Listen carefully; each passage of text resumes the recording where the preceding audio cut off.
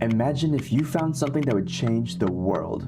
It could either save the world or destroy it. What would you do with such power? How do you think other people would respond? Do you think they would help you, stop you, or try to take it for themselves?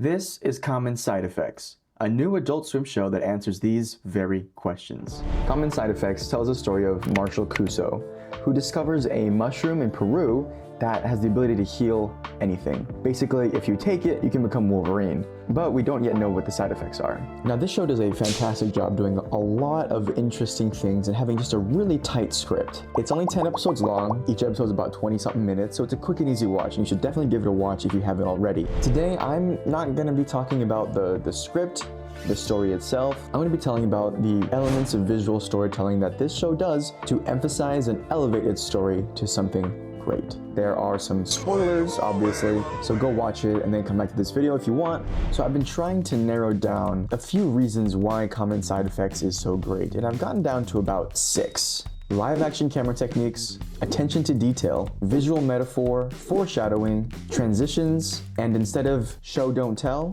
don't show. So let's get started and talk about live action camera techniques that this show uses first. Depth of field is what it's called when the background behind a character or subject is blurred. It adds this layer of depth and really helps your eye focus on what the director or cinematographer wants you to focus on. And this show does this a lot. Like, for example, right here, an ice cream cone is dropped on the ground and our eye lingers until Frances enters the frame and it goes out of focus. And you also see some cool stuff about composition where the ice cream cone is kind of pointed more in her direction, so our eye naturally wants to go that way as well. Another one is here with Zane, Marshall's half-brother. But as Marshall is trying to talk to him, he's not really paying attention to the conversation. And so they illustrate this by racking focus multiple times to show how kind of in and out he is of the conversation. 4 times they rack focus in one shot.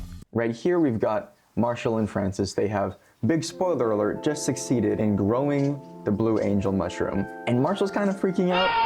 He's like, I've been so focused on just growing this thing that I haven't thought about what happens after. And in this specific moment, the focus is on him until he says, no more insurance, no more evil companies, which is exactly who Frances works for. And so we rack focus from Marshall to Frances. The focus of this is not what Marshall is saying, but it's how Frances is taking it. Depth of field is important, not just because it creates a more visually interesting shot, but because it's the storyteller telling you where to look and what to pay attention to.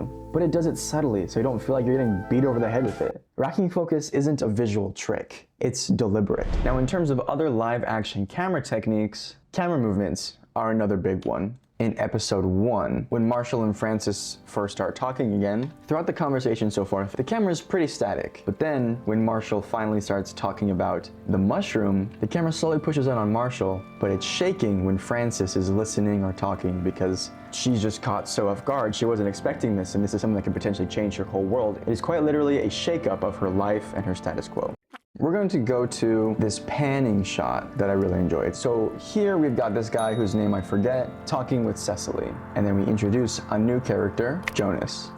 So we have the camera moving and going in and out of focus, with Jonas now placed in between them, literally inserting himself into their conversation and into the shot. Later in episode 8, this happens again. After Amelia takes Marshall back to the site where he was growing the blue angel, Hildy is there with her own operation. And at first the shot looks like this, where Amelia is covering up Hildy. But when she reveals that she's working with her, all of a sudden Marshall is pushed into being in between the two of them, as if he's trapped. It's telling the story through its camera movement. So I've been racking my brain, no pun intended, trying to figure out why are they trying to do these live action camera techniques. Maybe it's because this is a world that is very much like our own, just, you know, the surrealism is bumped up a bit, but it's still grounded in realism, in real character interactions, and complex characters. So we're gonna talk about attention to detail, because I think the animators did an absolutely amazing job with this. Like, shout out to all the animators, y'all did great. I've seen there's a lot of people on Instagram that post their contributions to the show, so go check them out for sure if you're interested in seeing kind of what the process was. So now that I want to talk about the attention to detail, there are a lot of cut corners that animation studios usually use in order to cut down on animation costs, cut down on time, and get out a product faster. Wow, it must be expensive to produce all these cartoons. Well, we cut corners. Sometimes to save money, our animators will reuse the same backgrounds over and over and over again. Now, I'm not saying this is good or bad, because a lot of the time, some of these corners are cut in order to allow for better animation in other important scenes. But here's the thing. If you remember in Invincible Season 2, they had this whole scene where they joke about this when Mark is at a Comic-Con. We cut corners in other places to make it manageable. You ever notice that sometimes whoever's speaking has their mouth off camera so you never see their lips moving? So for this establishing shot, did you see it? They animate the leaves at the top left corner. That wasn't necessary. They didn't need to do that, but they wanted to, just to add that little bit of extra realism and depth into this. I saw that and I was like, are you serious? You guys actually did that? Y'all are crazy. So in this shot in episode 9, Hildy is at the very edge of the frame. Like, she's definitely not the focus. The focus is showing us what she has prepared in order to grow the Blue Angel. And yet, while she's talking, even though our eyes aren't on her, or at least they're not supposed to be, they still animate her face stretching as she's talking. It's these little subtle things that just take a little bit of extra work and effort, and while it may go unnoticed a lot of the time, it really just shows how much love and care they put into this show. And another purpose of this attention to detail is to add another layer of depth and realism, like we talked about earlier with the live action camera movements. This time, they animate the bugs going around the lights. It's a small thing, but it adds a lot more dynamic movement into this scene. But it also has its storytelling purposes. The bugs swarming around the light is kind of a visual metaphor for Marshall. He's the light, and all the people after him are the bugs, constantly swarming around him. I also want to talk about this old guy for a second, because I love him. Just his little blink, and then he goes, "You like movies?" And then he runs away. Why does this make me think of Severance Season 2, when Mr. Milchick runs out of the room? Okay, bye. Right here, as the train is moving, this kind of falls in between the live action camera techniques and the attention to detail. The light shining from the train reflects off of the camera lens to show that there's dust on the lens. But there is no camera lens, it's animated, but they still animated it to give it that extra sense of realism. So much so that once the lights go away, the little dust particles do as well. They do this a few more times in the show, and it's just a super cool little detail that I really enjoy. Now in episode 2, as Marshall is being followed by these garbage men, we see this shot a few times of just their feet walking towards him. In the same episode, we see 3 similar shots of the feet walking across the frame. And if you look really closely, it looks like the animations are actually the same, but as was probably done in the compositing part of the process, changing the timeline of the boots hitting the ground, changing the distance between them, and the depth of field, so that even if all these shots were animated separately, they look visually distinct from one another. Like, I don't know about you, but if it were me, I would just use the same shot with a different background. Like, honestly, I was flabbergasted that they made that decision to do that. It's just like such a small thing, like who would even care or notice? I'm just impressed. Very, very impressed. So the last thing I want to talk about with attention to detail are the facial expressions. But hey, at least I got this tiny little wallet. But here, spoiler alert, Francis just kissed Marshall. And here, we can just see all the different facial expressions he's going through and how subtle they are.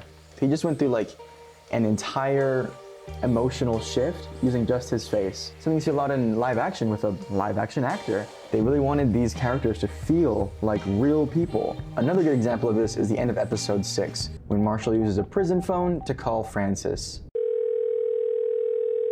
Hello? Where is Omni-Man? She asks, "Who is this?" confirming Marshall's suspicion that Francis has been working for Utica this entire time. And now, Francis is smart, so she's able to figure out who exactly is calling her. And you see it here with these super subtle expressions. Alright, let's talk about some visual metaphors. A metaphor that is visual, that represents some greater idea within the show. A good one to start with, right here in episode 6. Right as Marshall hangs up the phone, Francis turns and looks outside. I love the juxtaposition of images. First we see a reflection of skyscrapers in front of her, indicating that she's made it. She has achieved those heights that she set for herself. But then as we pull out, the way these windows look emulates the bars of a prison. And this indicates to us that Frances, regardless of everything good that's happened to her, she still feels trapped by guilt. In episode 7, when Frances is confronted by Cecily, we see her nervousness. We also see this Rubik's Cube, and this Rubik's Cube serves as an important visual metaphor for the scene. It's something for Cecily to exploit, to show her power over Frances. Frances admits to her, I didn't solve this, it was here like that when I got here. Cecily, now that Frances had given her some information, uses that to her advantage. She takes the Rubik's Cube and messes it up. Now this is a power move. It's showing to Frances that Cecily has the power to just come in and ruin everything. It's a message, and it's one that's never explicitly stated. It's one that's there for the audience to figure out. And that's what I love about visual metaphors, especially in this show, is that it treats its audience with respect. It allows us to come to conclusions on our own, to understand tensions of a scene without it being explicitly stated. And I love that. Another visual metaphor is about Jonas Backstein, the wolf, is the one who owns Ryuta Cow, basically. Often we see him playing with this gold coin in between his fingers, something that I don't know how to do, but I've always kind of wanted to learn. And so his hands become a visual metaphor. We see the gold coin, we see the gold watch, these indications of power and wealth. But later in the show, it's not a gold coin that we see in his hands, it's an IV. Now this visual metaphor serves the purpose of really exploring the human condition, where when someone is all of a sudden on the other side, or they're suffering the same way that many people have suffered but they didn't really care about, people are inherently hypocritical. And once their situation changes, everything they may have said before changes. And that is illustrated through Jonas's hands. Episode 9 has two of my favorite examples of visual metaphor / foreshadowing. In the beginning of episode 9, Marshall confronts Hildy again, and we see in the foreground a lightning bug eaten by a frog, indicating to us Hildy is the frog and Marshall is the firefly.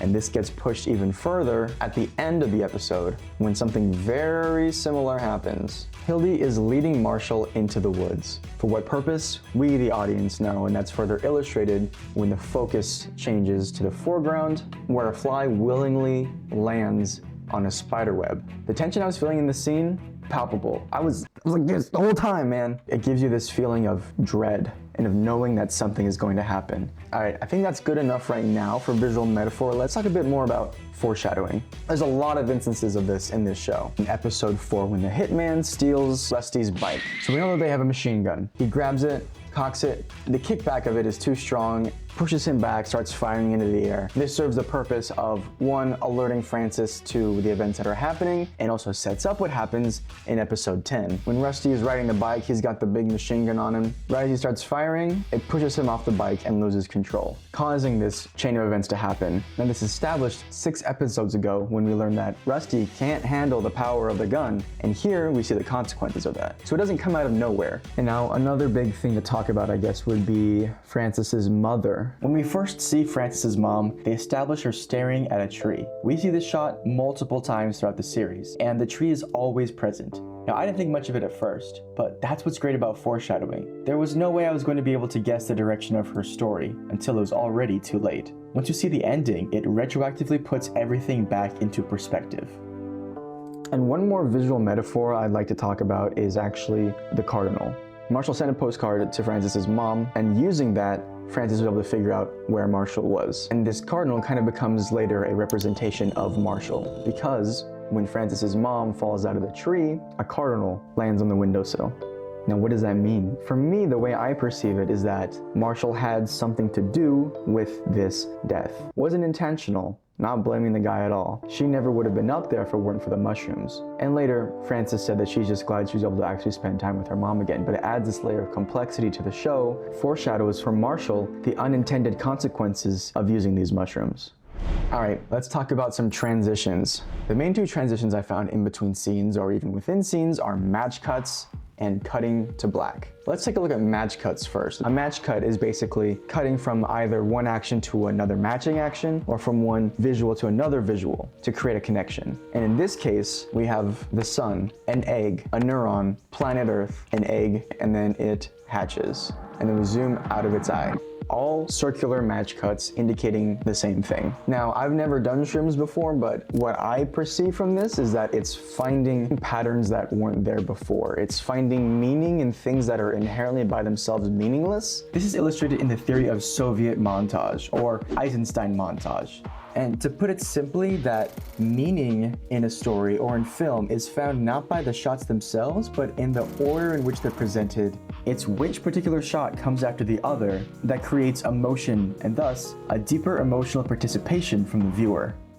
That's what I'm getting from it. Now, there's other examples of match cuts. It's not just these circular ones. For example, here, Marshall grabs some soil, drops it, and we cut to Hildy and her team doing something similar. Now, I love this match cut. Basically, Socrates had a little poop-poop, and we cut from that little poop-poop to some fancy food. Now, I don't know if this is a commentary on fancy food or if it's just like a gag, but I find it pretty funny. Now, match cuts can be more than just action. It can create comparisons between characters that are doing different things at the same time. This is utilized later on when they have this great montage at the end of episode 9. Things are about to come to a head. Again, it's a match cut of ideas. The quick cuts aren't just to random shots. They're to show us specifically the reactions of the characters, to show how even though everyone's life and situation is so different, they can be feeling something similar. I think it's important to talk about cutting to black. Now, for a lot of scene transitions, they just cut to black. Cutting to black gives the audience a chance to breathe and get ready for the next scene. Often they will cut to black to give gravity to something that just happened, to give you a second to kind of take in what you just saw, what you heard, what you experienced before going into the next scene. Gives you some time to sit with it. Another transition that I really love is when Frances loses her job. She's getting rid of everything, packing up all her stuff, putting paper in the shredder, but then there's a paper jam. This actually serves as a visual metaphor as well. Look at that fat stack of papers that she was trying to put in there. Ain't no way that's gonna get shredded. But it kind of represents how she flew too close to the sun, how Frances tried to do too much too fast, and how it backfired. What I love about this transition is that as it gets stuck, she shows her frustration. She's pulling on it, and right as it rips, we don't see it tear all the way before we cut away to her walking down the street. Why is that? Well, I believe it's intentionally unsatisfying. As humans, we love to see things completed. We love closure. My friend is what they call closure.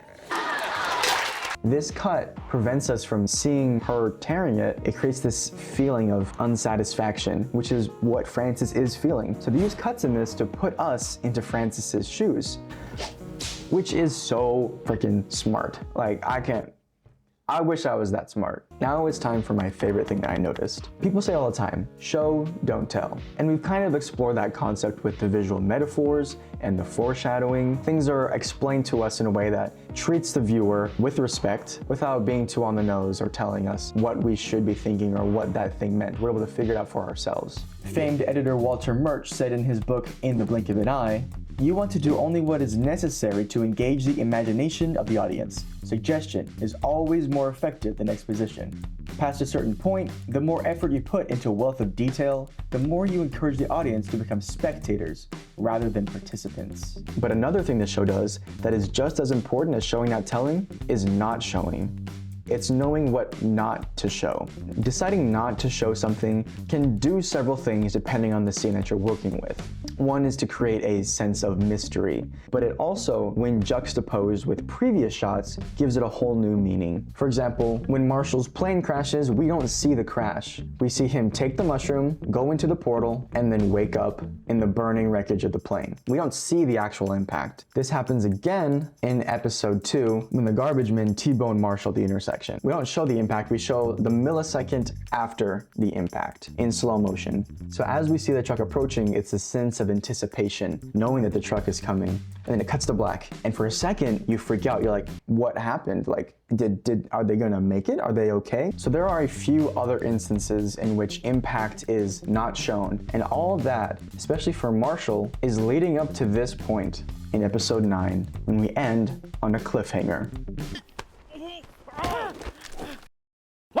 And I honestly thought we were gonna cut to black here. In the next episode, we were gonna see just like how messed up he got from that fall. But instead, we show him every step of the way. It's brutal. And while we do cut to black eventually, and this black stays on for a while before the credits come, because like I said, this gives the audience time to breathe and really process, whoa, that was a huge thing that just happened. We weren't expecting to see that much violence there. But that's what's interesting about this show. Again, it's knowing what to show and what not to show. The last thing I'll talk about is episode 10, during the raid, when the helicopter is firing down on the camp and Capano gets caught in the crossfire. We build up tension with these shots, seeing the bullets fly through the tents, making its way across the frame from right to left towards Capano. And we cut to black, so we don't know if he's been hit yet. You've really come to love Capano at this point. But you know who else loves Capano? Harrington. They're partners, they're best friends. So the writers and directors wanted us to be in her shoes when we see what happens. And we're seeing it from her perspective. It's inviting the viewer to engage with the story as an actual participant. And this is something that every good media should strive to do. There's so much to talk about with common side effects, honestly. I feel like I've just barely scratched the surface with all the work that was put into making this show honestly one of the best I've seen in a long time. This show, with its magical mushrooms and big-headed people, is still one of the most grounded and realistic things I've seen this year. Its world is our world. When I watched this show, I learned about people, about human nature. Common Side Effects honestly blew my mind. I will not stop glazing it, and I will recommend it to everybody. Also, it got renewed for season 2, which is awesome, and I'm super excited about that. I'm so happy that the show is doing well enough, and I just really want to watch Scavenger's Reign, because apparently the same team worked on that. I just want to say thank you everyone for watching this breakdown of Common Side Effects. So let me know if there's anything else you want me to take a look at in the comments, and I'll see what I can do. I love some good recommendations. Give me some recommendations. I'll talk about every technique, metaphor, motif, or transition in this video, because then we'd have a video the length of the entire season. So let me know what other cool things you noticed in the show in the comments. We've got some great things cooking up, so I hope to see you soon.